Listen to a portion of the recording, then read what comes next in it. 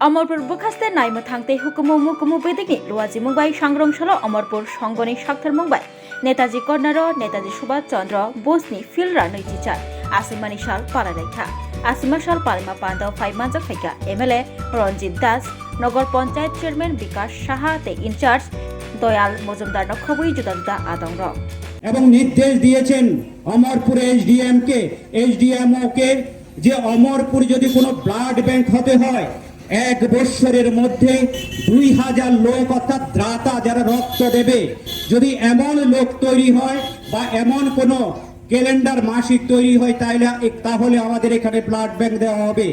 তার জন্য মাননীয় মহকুমারের সভাপতিত্বে বিভিন্ন দপ্তরের বিভিন্ন ক্লাব সংস্থাগুলোকে আমরা এসডিএম অফিসে ডেকেছিলাম। আমরা সিদ্ধান্ত নিয়েছি এবং তার জন্য আমরা একটা ক্যালেন্ডার তৈরি করেছি যে আমরা 3 মাসে অন্তত পক্ষে 300 লোক যাতে রক্ত দেয় তার জন্য একটা রুটিন মাফিক আমরা তার জন্য সিদ্ধান্ত করেছি। হাত বাড়িয়ে দিয়েছেন আমাদের টিএসআর জওয়ানরা, তারা অলরেডি প্রতি 3 মাস অন্তর অন্তর রক্ত দেন এবং বিশেষভাবে এসডিএম সাহেব রয়েছেন, এখানে বিভিন্ন এনজিও রয়েছে, ক্লাবগুলো আমাদের সম্মত হয়েছেন।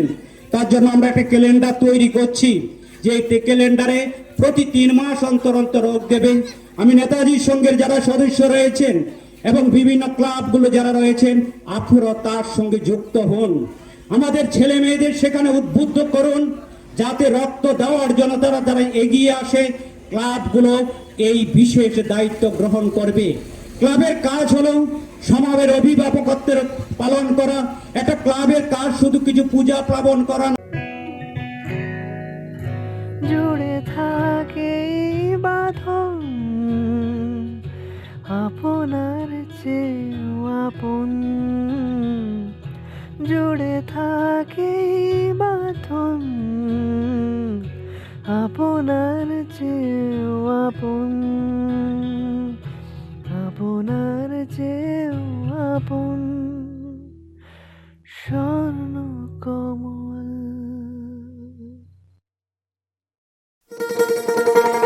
শোনো শোনো ভোজন রসিক শোনো মন দিয়া,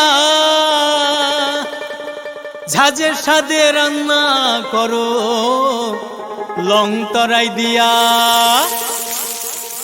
ইলিশ সর্ষে পোস্ত বাটা যেমন ইচ্ছে নাও, মালাই চিংড়ি মাংস কষা চেটে পুটে খাও, আহা চেটে পুটে খাও, আহা চেটে পুটে খাও।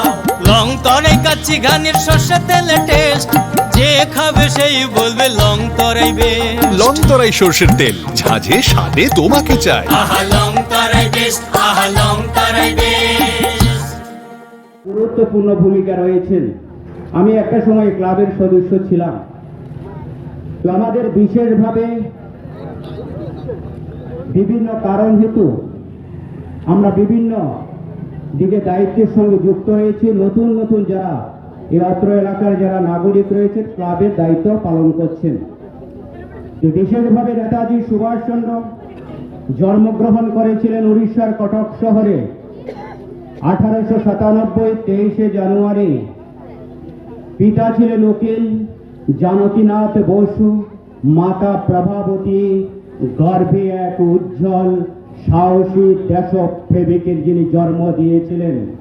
মাননীয় মহকুমার শাসক উনির ভাষণে বলেছিলেন যে তিনি ইন্ডিয়ান সিভিল সার্ভিস পরীক্ষা ত্যাগ করে দেশের জাতীয়তা আন্দোলনের সঙ্গে যুক্ত হয়েছিলেন। প্রথমে মহাত্মা গান্ধীর হাত ধরে অসহযোগ আন্দোলনে ভারতবর্ষকে স্বাধীন করার এক সংকল্প নিয়েছিলেন। মহাত্মা গান্ধী তো ওনাকে প্রেরণ করেছিলেন চিত্তরঞ্জন দাসের কাছে। নেতাজি সুভাষচন্দ্র তিনি বলেছিলেন যে ওনাকে গুরু হিসাবে মেনেছিলেন। যখন ভারতের স্বাধীনতা দুটি ধারাতে প্রবাহিত হলো, একদিকে অহিংস আরেকদিকে সশস্ত্র বিপ্লবীদের, নেতাজি সুভাষচন্দ্র বসুর সঙ্গে মহাত্মা গান্ধীর মতো পার্থক্য হয়। মহাত্মা গান্ধী ছিলেন অহিংসের পূজারী। নেতাজি সুভাষচন্দ্র বলছেন যে দেশের মুক্তির জন্য যে কোনো প্রকারে হোক ব্রিটিশদের আমাদের দেশ থেকে বিতাড়িত করতে হবে। তার জন্য তিনি উদাত্ত কণ্ঠে আহ্বান করেছিলেন, তোমরা আমাকে রক্ত দাও, আমি তোমাদের স্বাধীনতা দেব। অকুত ভয়ে দেশের যুব শক্তি নেতাজি সুভাষচন্দ্রের সঙ্গে হাতে হাত মিলিয়ে আজাদ হিন্দ ফৌজ গঠন করে ব্রিটিশের কারাগারে কতবার তিনি বন্দী হয়েছিলেন, কিন্তু ওনাকে তার এই সংগ্রামে দেশপ্রেম থেকে কেউ দাবিয়ে রাখতে পারেনি। বলেছিলেন, তুমি যদি কিছু পাওয়ার উপযুক্ত হও, কোন শক্তি নেই তোমাকে দাবিয়ে রাখার। নেতাজি সুভাষচন্দ্র বসু এই অনুপ্রেরণা পেয়েছিলেন। তিনি স্বামী বিবেকানন্দের বই পড়তেন।